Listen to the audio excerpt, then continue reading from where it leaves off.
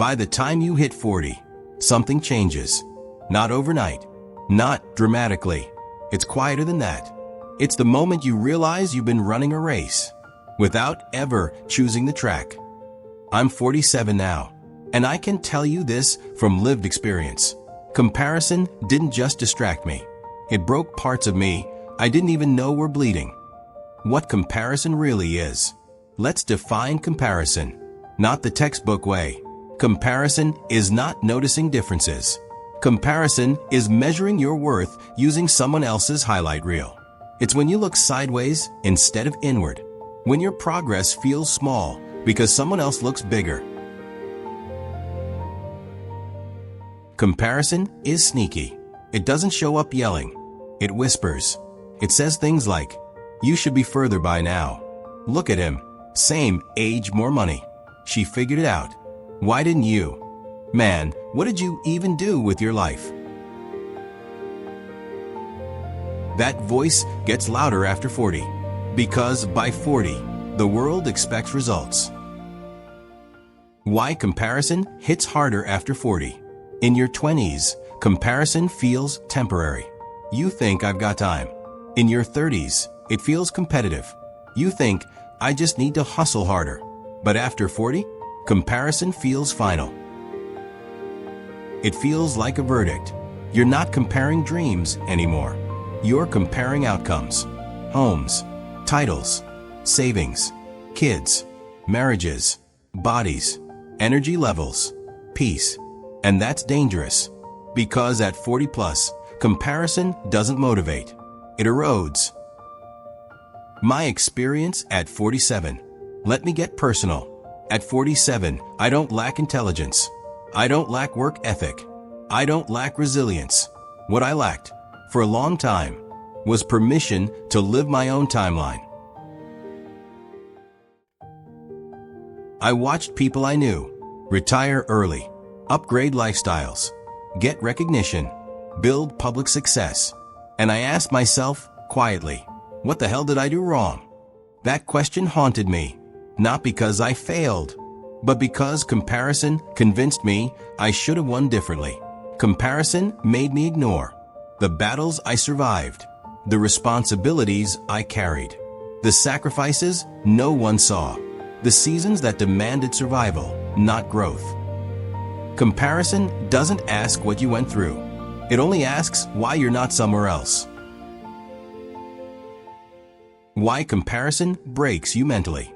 Comparison attacks 3 things after 40. Your self-trust. You stop trusting your choices. Every decision feels late. Every pivot feels risky. Every new start feels embarrassing. You think, am I too old for this? People will judge me. I should have done this years ago. That's not wisdom. That's comparison poisoning confidence. Your peace. You can't enjoy what you have because someone else has more. You can't rest because someone else is still grinding. You can't celebrate because someone else is ahead. As Theodore Roosevelt said, comparison is the thief of joy. And damn, that quote hits harder after 40. Your identity. You stop asking, what kind of man do I want to be? And start asking, how do I look compared to them? That's how grown men lose themselves quietly. The lie comparison tells after 40. Here's the biggest lie. If you haven't made it by now, you never will. That lie nearly crushed me. But listen to this truth. Some of the most effective people didn't peak early. Ray Kroc built McDonald's in his 50s. Colonel Sanders franchised KFC in his 60s. Morgan Freeman became a leading man after 50. And Jeff Bezos said, what's dangerous is not to evolve, not to compare. Why comparison is extra toxic in midlife. At 40 plus, comparison doesn't push you forward. It does something worse. It makes you play small, delay action, avoid learning, fear judgment, stay stuck. You don't fail because you can't do it. You fail because you think it's too late to look foolish. That's ego wearing fear's clothes. How I learned to step away from comparison. It didn't happen all at once. It happened in moments, quiet moments.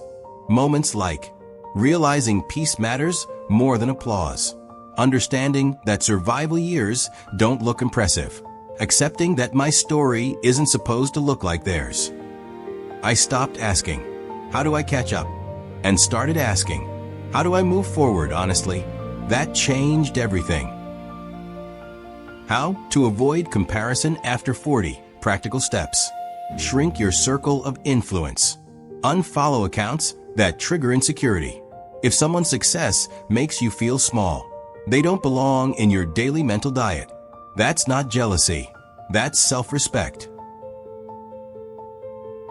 Measure progress, not position. Instead of asking, where am I compared to them?